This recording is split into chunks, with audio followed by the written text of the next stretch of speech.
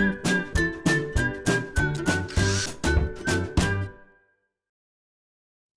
it's Steve.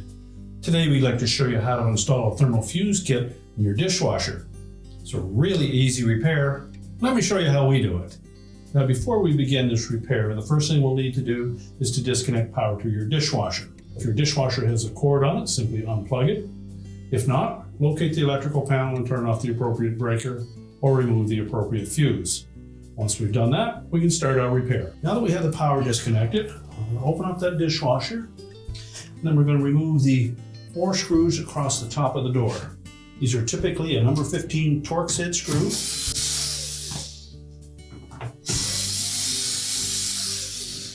And just hold that control panel to the inner door panel as you remove the last screw.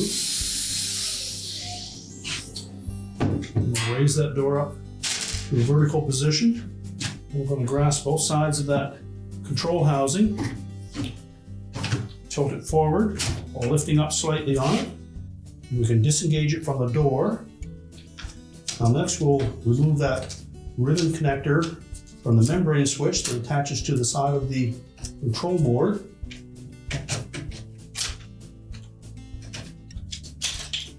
And then we'll set that aside. So to remove that thermal fuse from the side of that control housing, we'll take a flat blade screwdriver, just gently pry up on that, release the tabs.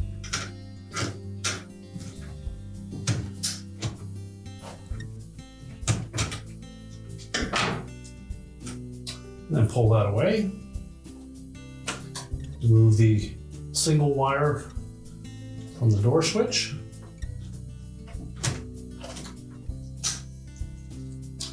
And we'll also need to disconnect that Molex connector from the end of the control board. Just pull that off. And then we'll need to remove that tan colored wire from the end terminal on that control block. So to remove that wire terminal, we'll go through from the outside edge using a stiff paper clip. We'll go into that center portion, depress that locking tab.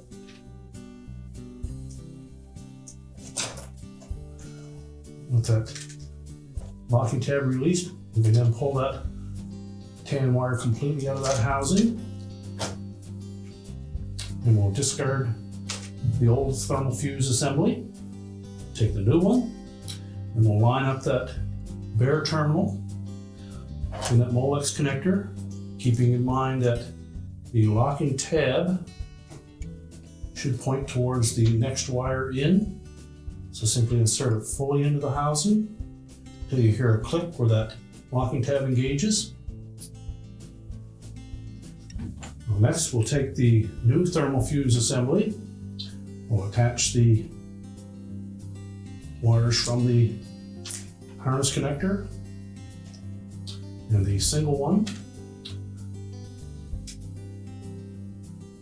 Make sure they're firmly pressed onto that thermal fuse. We can then line that up and press it onto the board. Make sure that these 2 rectangular openings capture the 2 locking tabs on the side of that housing.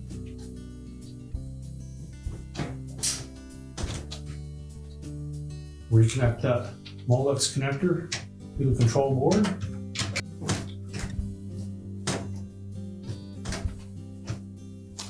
Make sure that's pressed firmly onto the board. Reconnect the wire to the door switch.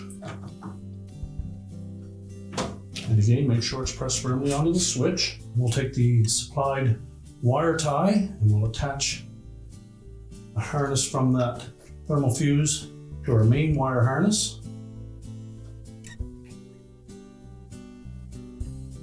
Now next, we're going to reinstall that control housing.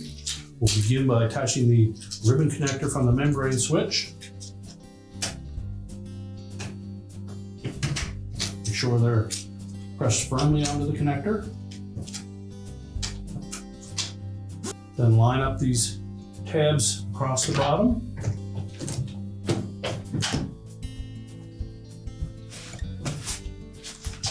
open the door just slightly.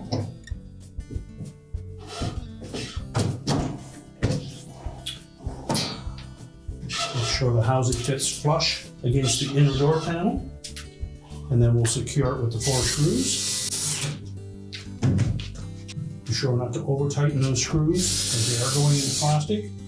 You don't want to strip that.